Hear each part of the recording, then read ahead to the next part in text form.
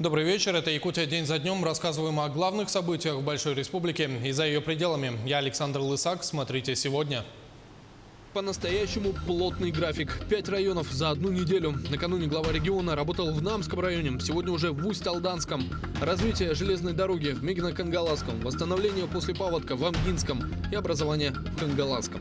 Не должны забывать о развитии Хангаласского улуса в рамках проекта «Три долины». К 2020 году мы здесь реально получим объект образовательный не только для школьников, но и для вузовского, послевузовского образования. По щелчку моста не будет. В Якутии обсуждают, каким может стать переход через Лену, кто готов вложиться в строительство инфраструктурного объекта и какие проблемы, по мнению якутян, решатся с открытием движения по мосту. Первый этап предполагает под собой строительство моста для автомобилей, а уже во втором этапе через реку пойдет железная дорога. Мы строили и не достроили. Как в Якутии борются с нерадивыми застройщиками, почему дольщики не попадают в заветный список пострадавших и как можно вернуть вложенные деньги. Мы приобрели дом где-то в 2016 году. Как видите, вот по факту за 1,5 года ничего не построено.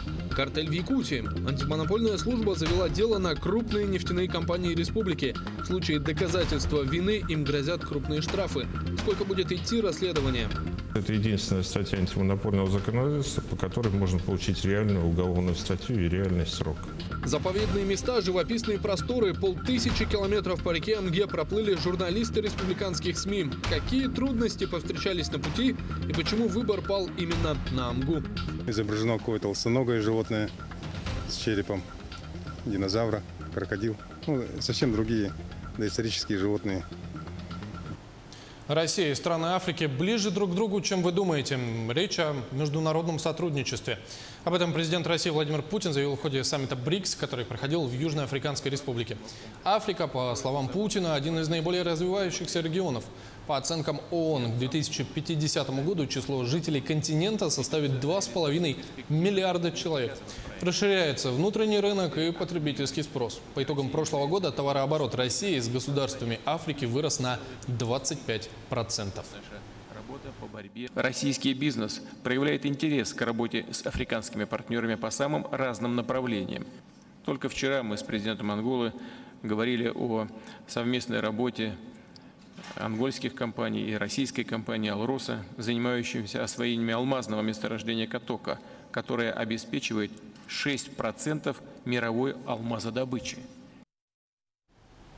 Что касается «Алроса», эксперты Standard & Poor's повысили рейтинг компании до инвестиционного уровня.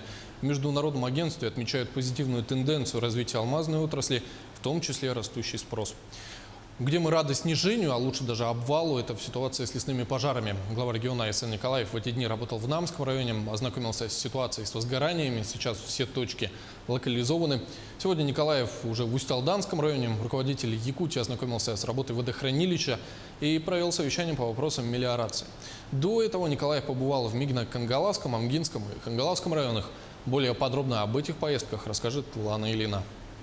В поселке Нижний Бестях руководитель республики осмотрел грузовой терминал ОАО «Лорб» в поселке Нижний Бестях.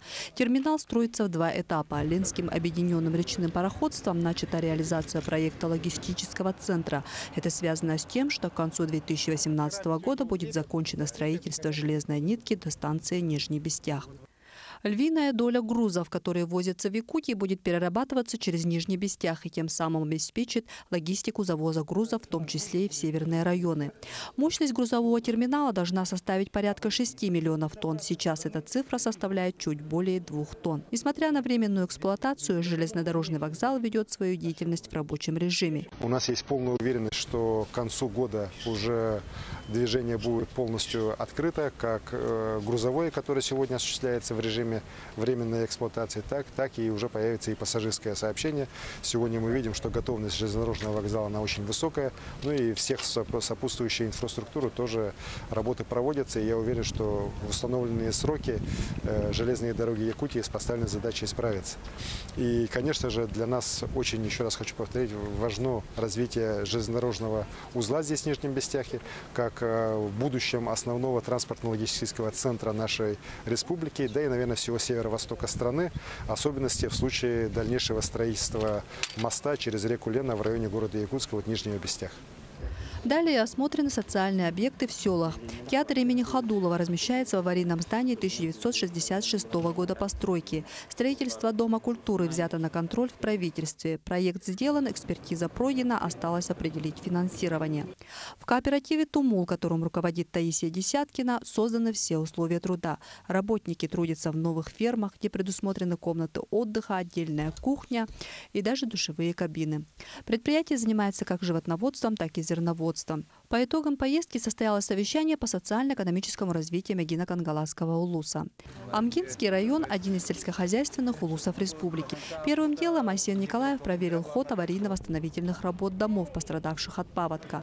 Весь наследник должен быть готовым к зиме в конце августа, говорит глава. Как говорилось ранее, у многих на селе есть проблемы с документами. В этом году в селе Амга должны были проводиться 7-е спортивные игры народов Якутии, но из-за наводнения перенесены на следующий год. Рабочая группа посетила строящиеся спортивные объекты, спортивный зал по адаптивным видам спорта в селе Битюнь, спортзал с манежем для мини-футбола в селе Чепчелган, многофункциональный спортзал на 3000 мест в Амге. Далее исполняющий обязанности главы республики побывал на сенокосном угодье в селе Чакыр. План у чакырцев 2300 тонн. Большую часть его заготавливают здесь. По окончании работы проведено итоговое совещание. Амгинский район, как часть крупнейшего нашего района, в целом макрорегиона, как Заречье, он должен здесь иметь свою специфику. И это должно также перекликаться с развитием сельского хозяйства в других наших сельскохозяйственных районах здесь Заречья. Уверен, что решения будут у нас здесь положительные, потому что в отличие от многих других районов, здесь самое главное, что за крупными нашими хозяйствами удалось сохранить землю, удалось сохранить пастбище, удалось сохранить поголовье. И, конечно же, в нынешних условиях это дорогого стоит. Один из районов, территория которой наиболее пригодна для стратегического развития республики – Хангаласский улус. Именно благодаря своей транспортной доступности близ парка Техтюр было выдано более 280 участков по закону о дальневосточном гектаре. Выдавались они без участия муниципалитета, департамента лесного хозяйства. Сейчас хозяева участков столкнулись с проблемой налаживания инфраструктуры. Если бы здесь мы, соответственно, имели проект планировки территории, проект межевания территории и документы терпланирования другие, то мы бы, может быть, не допустили бы подобное. Микрорайон «Юбилейный» – альтернатива затапливаемой местности в селе Актемцы. Когда решится вопрос с газом и светом, затапливаемые дома планируется переселить сюда. Строительство агропромышленного комплекса – важный совместный с японцами проект. Проект агропромышленного парка, который предполагает включение всей цепочки, то есть производство, переработка, реализация и хранение. Руководитель республики осмотрел в Хангаласском улусе социальные объекты. Это аварийная школа в Актемцах, строящаяся школа номер 3 и новое здание компьютерного томографа в Покровске. На совещании по социально-экономическому развитию района были обсуждены вопросы о строительстве агрокластера. Не должны забывать о развитии Хангаласского улуса в рамках проекта «Три долины» и его именно как образовательно-инновационного кластера. Вот сейчас здесь строится замечательное здание Малой академии наук республики. Я уверен, что к 2020 году, в случае внесения тех изменений, о которых мы сегодня здесь говорили, с руководством и Академии Малой, и руководством Министерства образования, с Михаилом Ефимовичем Николаевым, первым президентом нашей республики, вот если мы все эти изменения успеем внести, то к 2020 году мы здесь реально получим объект образовательный не только для школьников, но и для вузовского, послевузовского образования. Дискуссионная площадка была развернута в селе Улаханан после посещения хозяйства Бертё. На основании итогов, принятых в ходе этих дискуссий, будут приниматься новые решения. Лана Ильина, Якутия, день за днем. На неделе обсуждали не только поездки главы региона по районам Якутии. 26 июля Айсен Николаев назначил нового руководителя Агентства инвестиционного развития Якутии. Пост занял Александр Кондрашин. До этого работал руководителем ближневосточного направления Агентства Дальнего Востока по привлечению инвестиций и поддержке экспорта. Учился в МГУ, Высшей школе экономики, Народном университете Китая и университете Джорджа Вашингтона. Но подождите, еще рано удивляться. Якутские СМИ уже успели назвать Кондрашина менеджером-полиглотом.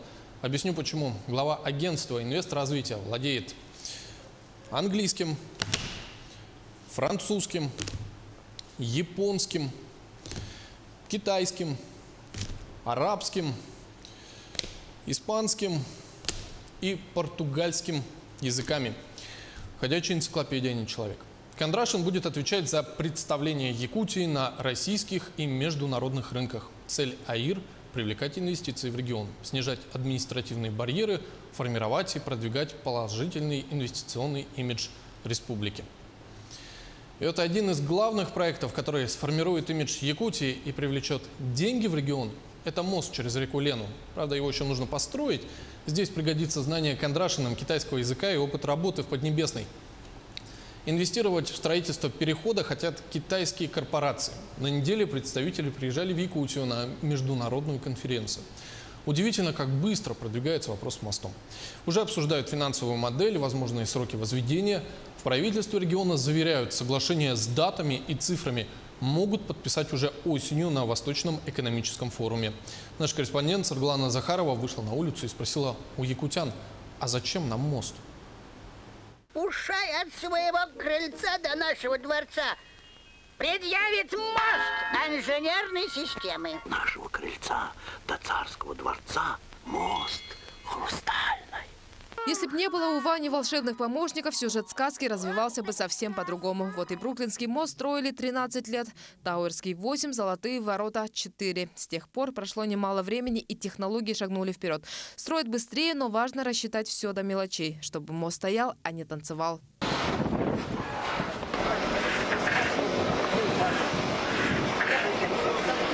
С 2008 года проект моста через реку Лена видоизменялся не раз. Его предлагали строить как над водой, так и под водой. Однако все-таки сошлись во мнении, что для наших условий будет оптимальным вариантом более традиционный вид моста, который проходит над рекой. В результате мост будут строить в 2 этапа. Первый этап предполагает под собой строительство моста для автомобилей, а уже во втором этапе через реку пойдет железная дорога. Мост вантовый, подвесной, протяженность 3 километра. 2 полосы встречного движения, скоростное ограничение до 120 км в час. Он появится в районе Табаги. Именно там находится самый узкий участок реки в черте города. Рассматривает варианты строительства по государственно-частному партнерству. Все расходы на себя берет инвестор. В последующем он вернет себе средства в качестве кредитных ассигнований из федеральной программы. Иностранные партнеры, которые высказывают желание участвовать в реализации этого проекта. Это компания Power China, которая разработала финансовую модель, но надо сказать, что эта модель еще рассматривается и изучается. Экспертами были высказаны предложения по возможной оценке капитальных вложений на строительство мостового перехода. Это оценивается примерно в диапазоне от 70 до 80 миллиардов рублей, причем это максимальная стоимость. Китайская компания Power China уже не первый год претендует на право инвестирования в строительство моста на Лене. На конференции, посвященной этой теме, они представили уже действующий мост в Японии. Его возвели на одном из самых быстротечных участков реки. На строительство ушло 10 лет. Затянулись работы из-за природных катаклизмов, землетрясения.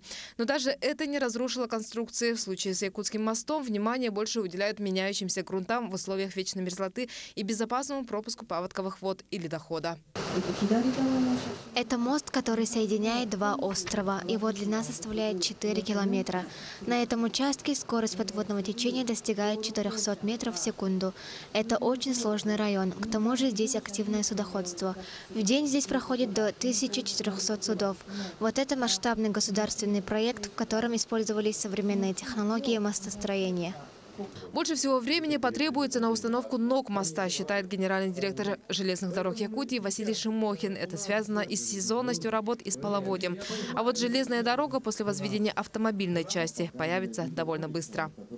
Когда будут построены вот эти вот так называемые опоры и проложена по ним уже автомобильная часть, достроить железнодорожную, это по времени, специалисты говорят, что это не более 2 лет. Если мы говорим о строительстве моста в целом 4-5 лет, то железнодорожная часть – это 2 года. На запуск железной дороги возлагают большие надежды. Перевозки грузов станут в разы дешевле, а значит и цены на товары народного потребления, если не обвалятся, то хотя бы расти не будут. Мы проводили специальный мониторинг перед конференцией. Цены в Якутске в 1,5 раза выше, чем в Нерингре. Хотя до Якутска, допустим, транспорт чуть-чуть дальше, железнодорожный тариф будет там на 5% выше. В то время как продукты здесь в 1,5 раза дороже. Это связано именно с отсутствием железной дороги. Да и путешествовать якутянам и гостям республики станет легче. Сегодня 90% территории региона доступны для свободного перемещения только в определенные сезоны. 4 месяца в году связь со столицей теряют все районы с противоположного берега. Круглый год беспрепятственно можно ездить только по Южной Якутии. Мост позволит решить эту проблему. Большая половина региона станет доступна в любое время.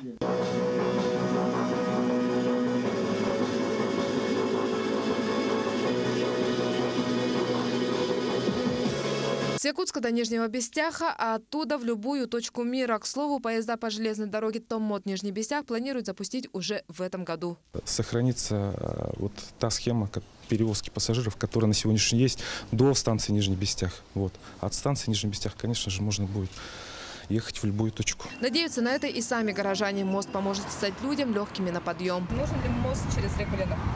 Да, конечно, нужно. А что изменится, если он появится? Беспрепятственно между городом и Нижним Бестяхом будут ездить. Прекрасно будет для людей. Просто жалко простых людей, которые мучаются с этим паромом, да? Будут спокойно все ходить, там ездить.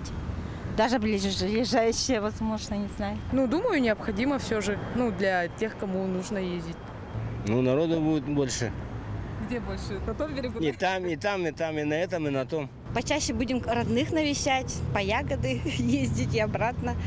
Туризм, конечно, изменится. Таким образом, помимо столицы, сердце республики появится еще и главный транспортный логистический центр самого крупного региона страны – Нижний Бестях. Конечно же, для нас очень, еще раз хочу повторить, важно развитие железнодорожного узла здесь, в Нижнем Бестяхе, как в будущем основного транспортно-логистического центра нашей республики, да и, наверное, всего северо-востока страны. Планы на строительство грандиозные. Эффект от запуска мостового перехода ожидают только положительный. Это и удешевление перевозок, а значит сдерживание роста цен, и удобство для населения в передвижении не только по республике, но и по стране в целом. А там и до города Парижу рукой подать.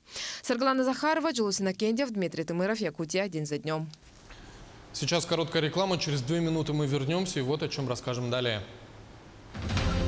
Мы строили и не достроили. Как Якутия борется с нерадивыми застройщиками и могут ли дольщики вернуть вложенные деньги? Картель в Якутии. Антимонопольная служба завела дело на крупные нефтяные компании республики. Крупный штраф – лишь одно из возможных наказаний. Заповедные места, живописные просторы, 5000 километров по реке МГ проплыли журналисты республиканских СМИ. Какие трудности повстречались на пути?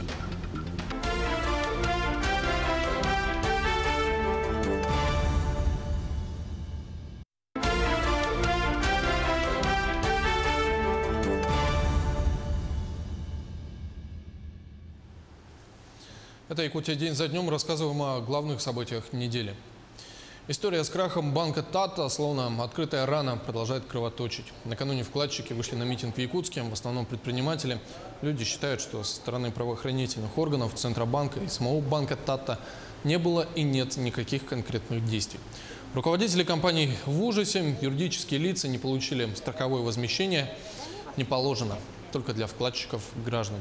Остается собирать подписи к руководству России и регионам. Хотя, если судить по комментариям управляющего Нацбанка Республики, ничего не нужно делать. По величине активов на 1 июня 2018 года Якутский банк занимал 220 место в банковской системе Российской Федерации. Он не являлся социально значимым и не оказывал существенного влияния на совокупные показатели банковского сектора республики. Тата – это частное учреждение, которое было не самым крупным по объемам привлеченных и размещенных средств. Руководитель Нацбанка, если кто не понял, это филиал Центробанка, вообще сказал много чего интересного. Вкратце.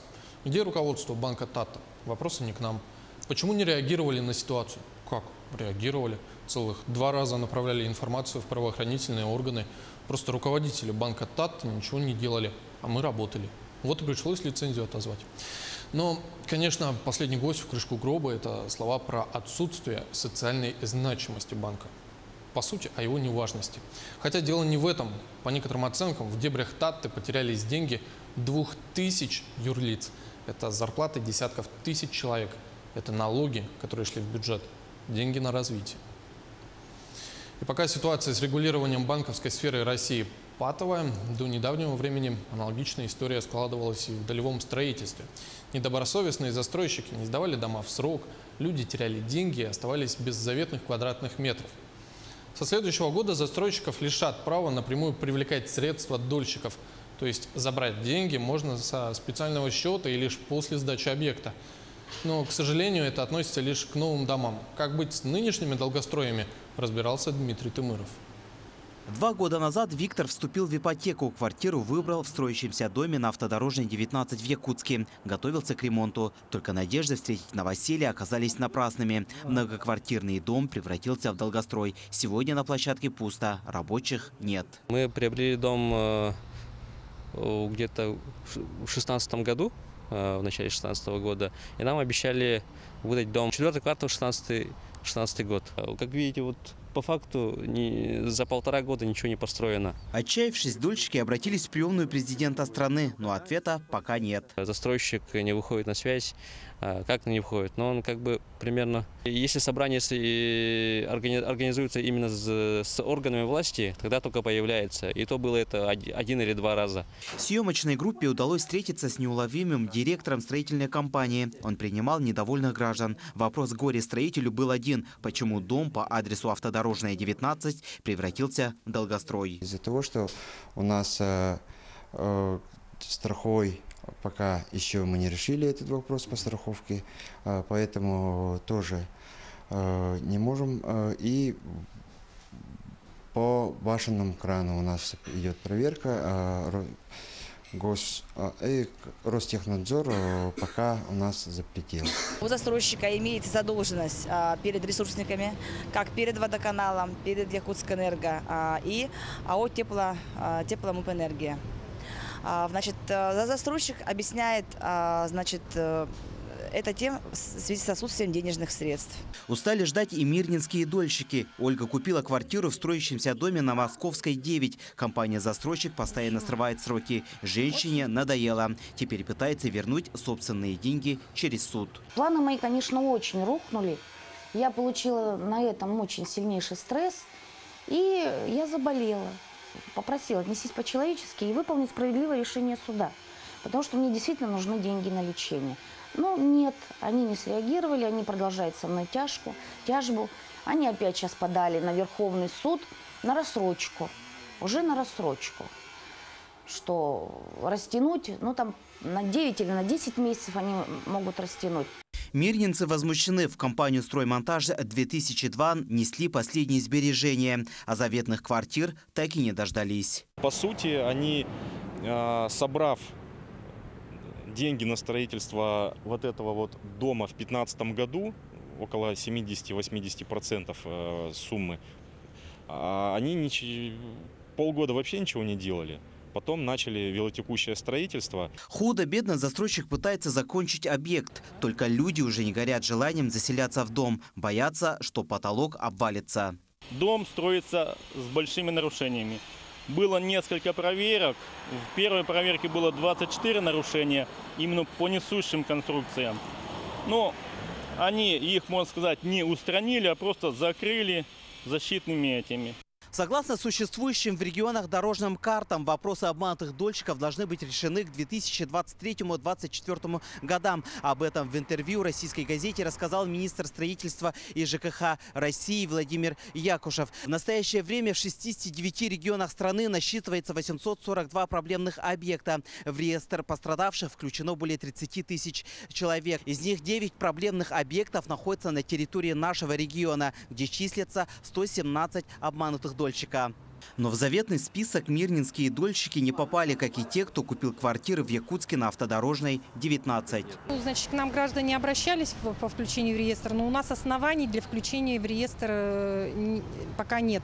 В «Строймонтаж-2002» обещает сдать долгострой уже в сентябре. А вот застройщик в Якутске занят другими вопросами. Он должен продлить страховку. Мы будем этот момент мониторить, и в случае, если не допустим, чтобы прошел 2-летний срок, То есть уже будем отрабатывать для того, чтобы в отношении застройщика была введена процедура банкротства. Из 167 квартир на Автодорожной 19 в Якутске нерадивый застройщик смог продать 127. Сегодня построена лишь часть первого этажа. Попасть в список обманутых дольщиков возможно, но лишь в том случае, если строительную компанию признают банкротом. Пытаемся сейчас какими-то разными путями пробиться, достучаться до властей, либо хотя бы обанкротить, либо что-то. Ну, такие, ищем выходы. Дождутся ли в Мирном и в Якутске решения проблемы? Вопрос открытый. Аналогичные ситуации сегодня в Ленском, Нерюнгринском, Тампонском и Усть-Майском районах. Здесь прокуратура региона указала на недостаточный контроль со стороны Минстроя Якутии. Добавим, что за последний год количество проблемных домов в республике сократилось вдвое. В 2016 году в список попали 16 объектов. Только в прошлом году ввели в эксплуатацию 7 долгостроев, 5 в Якутске и 2 в Чорапче. За последние 6 лет соцвыплаты из госбюджета получили 300 граждан. Сумма более 300 миллионов рублей. Дмитрий Тымыров, Марьяна Кутукова, Евгений Тайтонов, Григорий Григорьев, Джулстан Иннокентьев. Якутия. День за днем. Алданские коммунальщики ломают головы и молятся. До старта отопительного сезона остается чуть больше месяца. Нужно успеть подготовиться. Особое внимание котельной АРМЗ. Прошлый сезон она работала с серьезными перебоями. Теплоцентраль уже проверил даже министр ЖКХ Якутии. Что сказал ревизор, знает Руслан Павлов. До отопительного сезона осталось чуть больше месяца, а коммунальщики только начали наращивать темпы работ на объектах тепловодоснабжения. Особое внимание у всех структур приковано к теплоцентрали АРМЗ, которая отапливает половину города и которая в прошлый сезон работала в режиме постоянных аварий и ремонтов. Посетил котельную и министр ЖКХ и энергетики республики Данил Савинов. В теплоэнергосервисе, обществе, эксплуатирующем теплоцентраль, заверяют, что котельная будет полностью готова к началу отопительного сезона. Причем анализ ситуации, приведший к авариям в прошлую зиму, подвел коммунальщиков к дополнительным решениям. Мы еще рассматриваем такое мероприятие, как установка бесперебойного источника питания на сетевой насос. То есть электричество гасится, насос продолжает работать, циркуляция по котлам идет, закипания нет. Это позволит нам все-таки убрать вот этот момент, чтобы больше такого повторения не было, чтобы оборудование не выходило из строя. Действительно, коммунальная отрасль напрямую зависима от энергетиков. Даже плановое технологическое отключение электричества в зимний период может спровоцировать аварийную ситуацию на теплоцентрале. Впрочем, аварийное отключение в январе этого года и привело к выходу из строя котлов на котельной АРМЗ. Мы совместно с теплоэнергосервисом уже при согласовании ремонтной программы мы эти болевые точки, которые были в прошлом году, их уже заложили в программу ремонтов. И поэтому мы сейчас как раз и контролируем исполнение этого. Еще один немаловажный вопрос – кадры. Человеческий фактор – такой же барометр работы крупной теплоцентрали. По словам руководства теплоэнергосервиса, к началу отопительного сезона кадровый состав будет обновлен и полностью укомплектован. Проблемы с кадрами, безусловно, есть, но одним из пунктов положения подготовки объектов энергетики к зиме является укомплектование специализированными кадрами рабочих мест. Данная проблема до отопительного сезона, до начала, будет решена. То есть укомплектация будет полная? Укомплектация будет полная. Инженерно-техническими работниками мы будем укомплектованы полностью. Возникает много разногласий по поставкам услуг от котельной АРМЗ и их оплате. За остановки котельной в прошлую зиму коммунальщики обещали сделать перерасчет, но обещания остались только обещаниями. Значит, мы передали все те дни, когда котельная действительно работала со снижением параметров теплоносителя, было передано в управление реализации конкретно по дням в соответствии, значит, с графиками, которые мы контролировали ежечасно. Я обещаю, что проверю данную информацию, в реальности были эти снятия или нет. Если нет, то обязательно мы это сделаем. Сегодня ТЭС нам готовит документы и указывает фамилии, кому они произвели перерасчет. Если этих документов не будет, я надеюсь, очередной виток судебных разбирательств ТЭСу будет обеспечен. В свою очередь, поставщики тепла требуют от исполнительной власти принять меры по расчетам населения за поставленное тепло. Долги растут, причем не платят за коммунальные услуги состоятельные граждане. Мы должны и себя показать в том, что мы сегодня за услуги должны рассчитаться и помочь коммунальщикам подготовиться к зиме. ну и работать плодотворно, совместно на благо жителей и добиваться положительного результата. Проблемы с теплоцентралью АРМЗ привели к инициативе передать ее в эксплуатацию другому подрядчику. Однако идея не нашла поддержки ни у населения, ни в Мин-ЖКХ республики. Условий нету явных, что нарушение условий концессии. И мы пока не планируем расторжение этой концессии. Есть планы, которые вписаны в это соглашение концессии, и будем смотреть и мониторить исполнение этой концессии, и будем требовать от теплоснабжающей организации, чтобы концессия полностью была исполнена. Та программа, которую мы поднимали, это в общем передачу котельной на эксплуатацию ассоциации строителей АЯМ. Вопрос мы провалились по петиции. Из 2800 человек, которые получают услуги от этой котельной, мы собрали 430 подписей, и то есть двойники. В целом работы по подготовке к зиме продолжаются. Контроль над действиями коммунальщиков и энергетиков осуществляется на всех уровнях. В начале августа в Алдане ждут очередную комиссию из профильного министерства. В очередной раз будут проверены объекты и выработаны соответствующие решения. Руслан Павлов, Алдан. Ну и стоит подсластить горькую пилюлю. Мирный признали одним из лучших моногородов России. Марьяна Кутукова выяснила, по каким критериям алмазная столица смогла пройти серьезный отбор, как Мирный успел измениться и почему для муниципалитета лучше, если его все-таки вычеркнут из списка моногородов. Жизнь моногорода тесно связана с градообразующим предприятием. В Мирном это, конечно же, алмазный гигант «Алроса». Отбирать десятку лучших моногородов России решили еще в прошлом году. Однако полноценный конкурс среди 319 муниципалитетов провели только в 2018-м. Самый большой моногород у нас – это Набережные Челны, это почти 800 тысяч. Самые маленькие моногорода – это фактически поселки по 800 и даже меньше человек, поэтому условия в них очень разные. И возможности для развития и для превращения их не в моногород, а в нормальный город, где будет большее количество работодателей, источников налогов для городского бюджета, тоже разное. Алмазная столица Якутии в десятке лучших моногородов России. Результат огромной работы жителей и властей. Члены жюри учитывали 19 критериев, включая результаты программы «5 шагов благоустройства». Мне очень нравится то, что сейчас сделали парк, облагородили, деткам есть где поиграть, где побегать. То есть более безопасная, комфортная зона стала сейчас. Вот. Ну и в принципе город более стал ухоженным, везде цветочки, красиво, чистенько все. Здесь произошли очень большие изменения, с тех пор перестроили парк, облагородили очень сильно, строят также новые дома, новостройки, площадки спортивные, и стали проводить много очень мероприятий различного рода. Тот же День города очень стал масштабным. Городской парк Мирного продолжит меняться, заверяют местные власти. Пару лет назад в Березовой роще ничего не было. Сегодня аллеи, тротуары, детские площадки. Заработал первый в городе аттракцион. Еще один критерий – создание новых рабочих мест вне градообразующих предприятий и повышение предпринимательской активности. Месяц назад в городе открылся очередной торговый центр.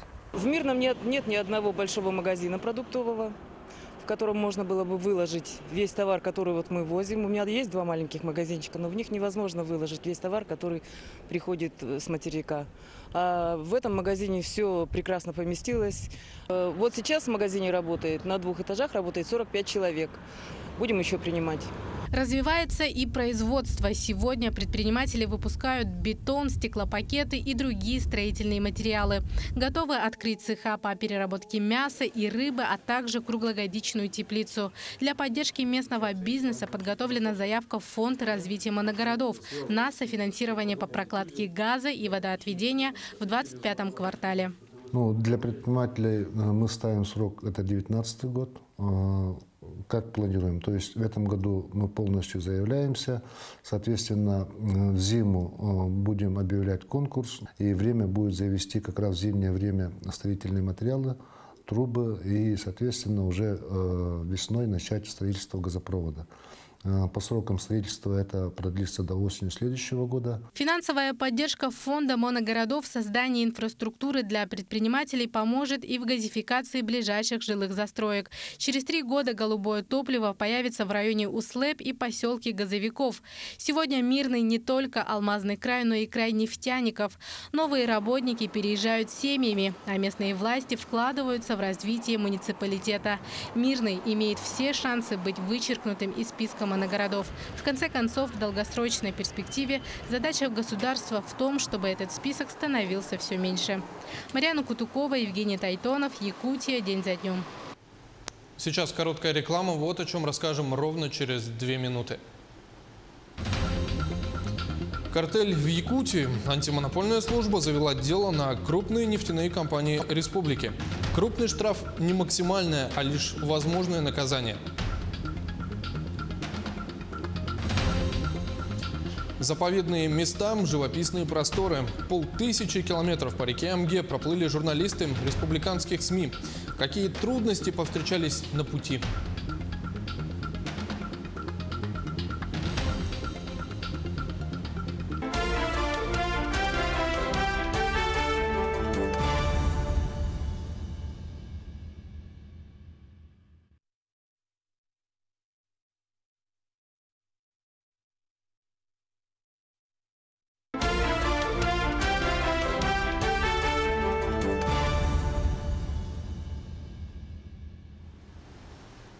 Вы смотрите «Якутия. День за днем», мы продолжаем. Когда бушует шторм, то сразу взлетает много пены. Так, заместитель руководителя антимонопольной службы России Андрей Цариковский прокомментировал историю о возможном картельном сговоре компаний «Саханефтегазбыт» и «Туймада-нефть». Дело возбудило региональное управление ФАС. Материалы предоставили активисты Общероссийского народного фронта. А внимание общественников привлекли торговые процедуры по поставке горюче-смазочных материалов. С 2010 года контракты с минимальным снижением поочередно выигрывают Саханефтегазбыт и Туймада-нефть. Компании, подозреваемые в антиконкурентных соглашениях, по мнению ФАС и активистов, получили контрактов на сумму в 22 миллиарда рублей.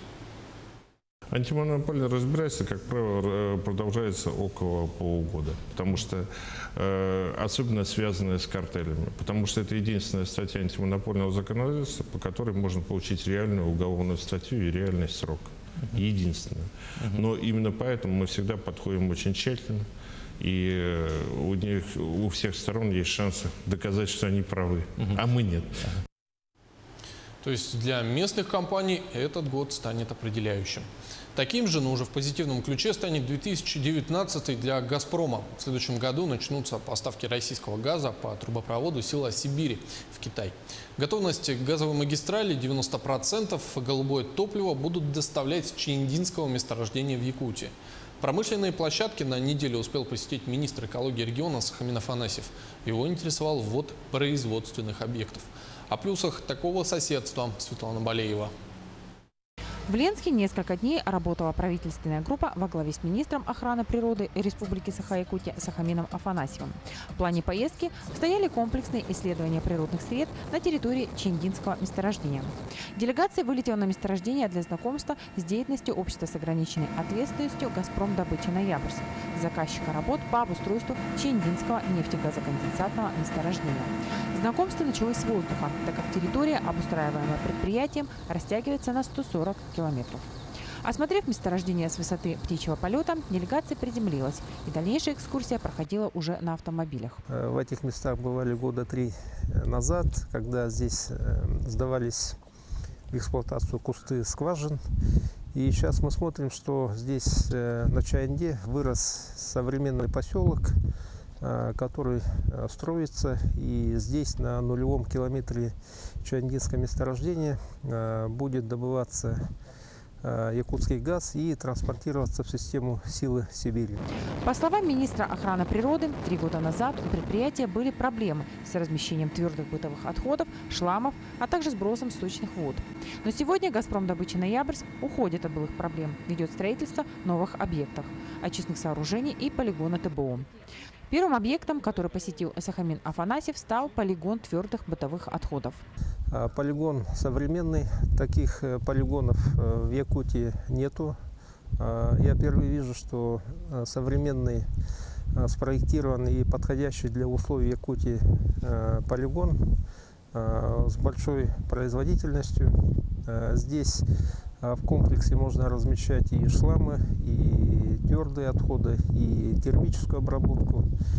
При этом проводится весовой контроль, радиационный контроль и созданы условия для рабочего персонала. По словам министра, такие полигоны нужны повсеместно. Также Сахамин Афанасьев отметил, что компания показывает хороший пример вложения собственных средств в строительство современных полигонов по размещению отходов. Это правильно утилизировалось все. Это, конечно, контроль, еще раз контроль. Ну, это хороший пример. Я говорю, таких полигонов я еще не видел. В этом регионе он самый большой. Это Тачуряк нефтегаз, Сургут нефтегаза. Конечно же, наш по сравнению на порядок больше и емче. Объект обошелся предприятию в 2 миллиарда рублей. Строительство очистных сооружений в 1 миллиард. Ну и компания, получается, вложила предохранные мероприятия свыше 3 миллиардов рублей, чтобы ввести в эксплуатацию 2 основных объекта. Лицензия предприятием получена. Буквально на днях начнется эксплуатация полигона. Это сложный достаточно объект, потому что он значительно удален от основной инфраструктуры, и всю инфраструктуру приходилось создавать заново. Но время прошло, деньги были вложены, и значит, не потрачены не зря, потому что весь этот объект уже начинает функционировать. Получена лицензия на обращение с отходами, и вот с этого периода мы начинаем работать уже на прием отходов не только от нас, как от заказчика, но и от всех подрядчиков, что главное. Очистные сооружения заработают только в конце этого года. С появлением этих 2 объектов у всех подрядных организаций, действующих на территории Чендинского месторождения, а их сегодня более 110, отпадет проблема по размещению отходов и сбросу сточных вод. Для справки, Чендинское нефтегазоконденсатное месторождение, одно из крупнейших на востоке России, является базовым для формирования Якутского центра газодобычи и ресурсной базы для газопровода «Сила Сибири». Создание Якутского центра газодобычи в первую очередь направленная на обеспечение газом российских потребителей. С его развитием будут созданы необходимые условия для газоснабжения и газификации населенных пунктов Якутии и других регионов Дальнего Востока. Надо отметить, что уже на этапе создания подразделения газовики активно стали взаимодействовать с районными властями. В течение 5 лет общество с ограниченной ответственностью «Газпром-добыча Ноябрьск» инвестировало в социальную сферу Ленского района 6 миллионов рублей. В том числе средства были направлены на завершение строительства храма великомученика Пантелеймона в поселке Пеледуй, а также на ремонт детского сада «Сказка» в городе.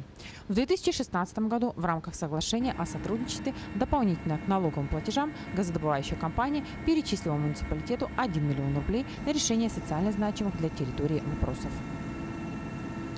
500 километров по реке, 4 дня вдали от цивилизации, 9 журналистов. Министерство экологии Якутии организовало традиционный экологический десант корреспондентов, репортеров, фотографов и операторов. В этом году жребий пал на Амгу. Хотя выбор не случайный, в Амгинском районе впервые отпраздновали День этой прекрасной реки. Рассказывает Саргалана Захарова. 4 дня вдали от городской суеты, без связи, электричества и других благ цивилизации. Журналистский десант, посвященный Дню реки Амги, стартует в поселке Верхняя Амга, недалеко от Тамота. Принято считать, что именно здесь берет свое начало чистейшая река Якутии Амга. Однако на самом деле ее истоки находятся еще 300 километрами выше, в горах. Недолгие сборы, знакомство с маршрутом и небольшой экскурс по местам, которые нам еще предстоит посетить. Река, она, в общем-то, мало загрязненная Амга на сегодняшний день. Источников фактически у нас промышленного освоения здесь нет в Верховье. Есть одна артель старателей «Континент», но она далеко в горной местности, поэтому никаких загрязнений с ее стороны нет. Крыбыкан – особо охраняемая природная территория Алтанского района, граничит с Алекнинским и Хангаласским улусами. В его лесах водятся лоси, зюбры, северные олени. В притоках Амги, Улу и Сылгылыр расположены нерестилища ценных видов рыб – тайменя, ленка и хариуса. Из-за мелководья идем медленно. Вместо запланированных 90 километров преодолеваем всего чуть больше 30. Но на следующий день начинаем догонять намеченный план. К вечеру достигаем одну из 19 легендарных писанец реки Амги – Сылгылыр. Именно на этом месте десятки тысяч лет тому назад проходили или даже жили древние люди. Об этом свидетельствуют эти наскальные рисунки, которые находятся прямо надо мной. А для того, чтобы их было лучше видно, нужно сделать всего одно такое небольшое действие.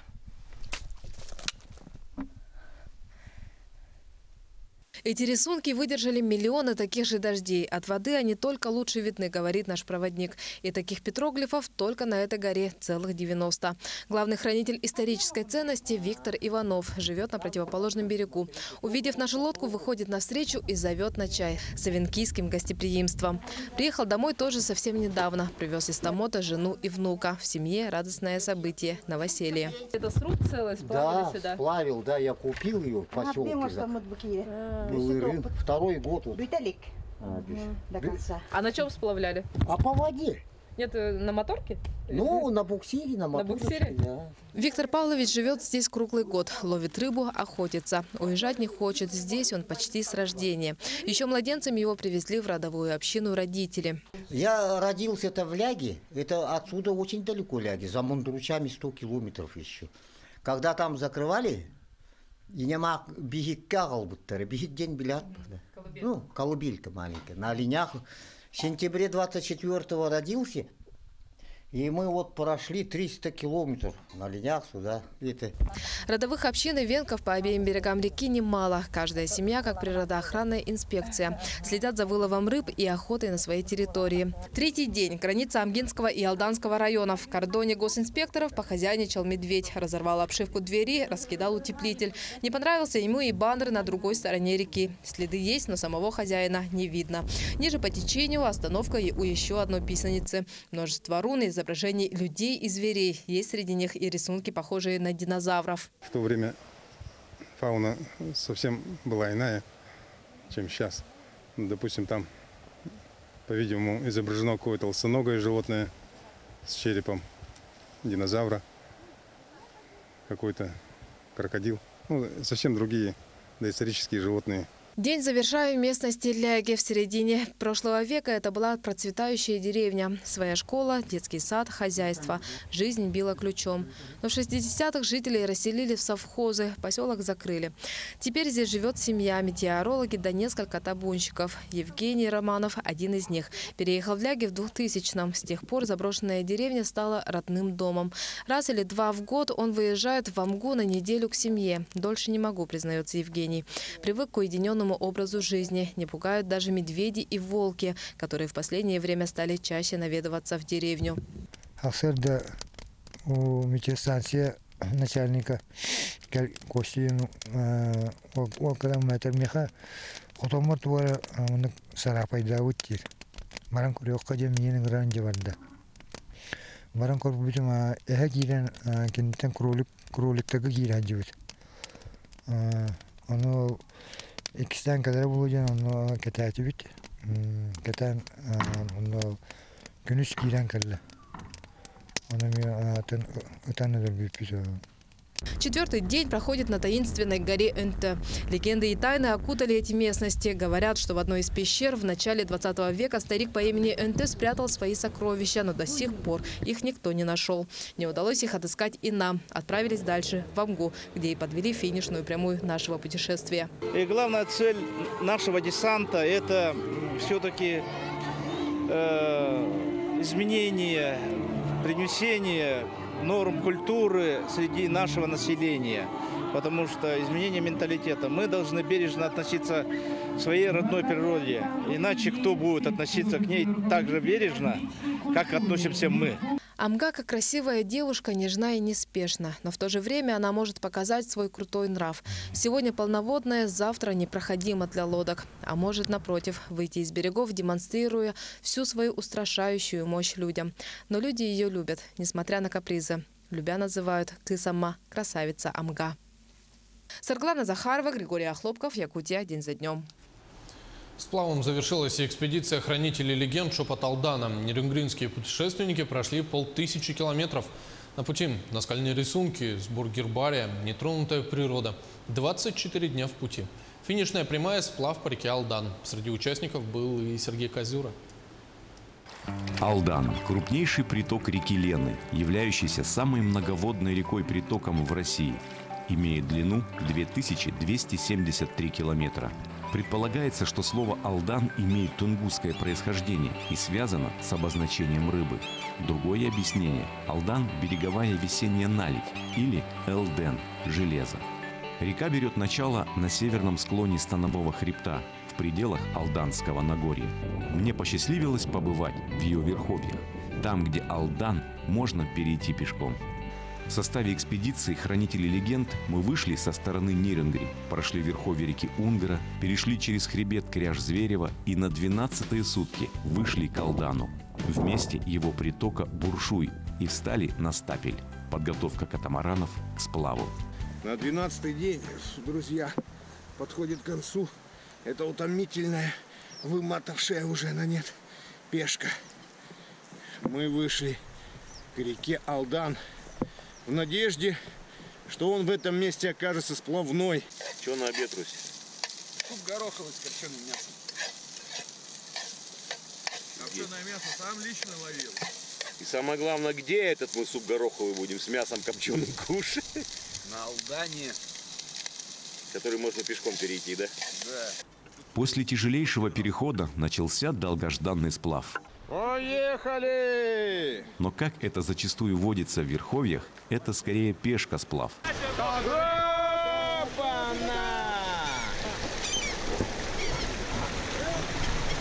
Или, как в шутку называли этот участок участники экспедиции, водный самокатинг. Потому как в самых верховьях Алдан не столь могуч и широк. На перекатах разливается так, что воды по щиколотку, и приходилось протаскивать катамараны, у которых после первого же дня самокатинга начали рваться швы. Приходилось делать остановку и латать. Будем разбивать лагерь, оставаться здесь с ночевкой, чтобы уже конкретно прошить все катамараны, подготовиться уже к завтрашнему дню. Ну а завтра у нас будет марафон. Если сегодня мы должны были пройти 50 километров, а прошли всего 6, то завтра будем наверстывать и 80 наверстывать. Ну дай бог, что уже начинаются притоки, и надеемся, что воды будет чуть побольше. Это невозможно, катамараны рвутся. Чем дальше мы спускались по реке, тем глубже она становилась, вбирая силу от многочисленных притоков.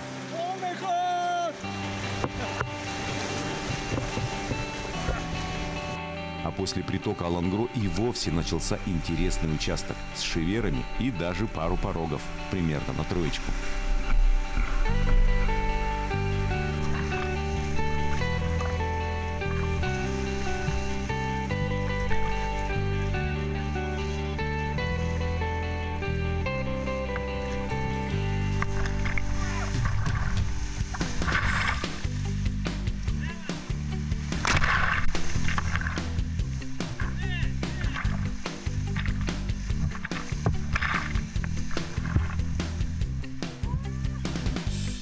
Минуя еще один приток Алдана Унгру, было интересно наблюдать, как поменялась природа. Появились березки вдоль берегов и причудливой формы останцы. Одно из интересных мест в тех краях является Саунтитская писаница. Словно сторожевая башня врезается в воду.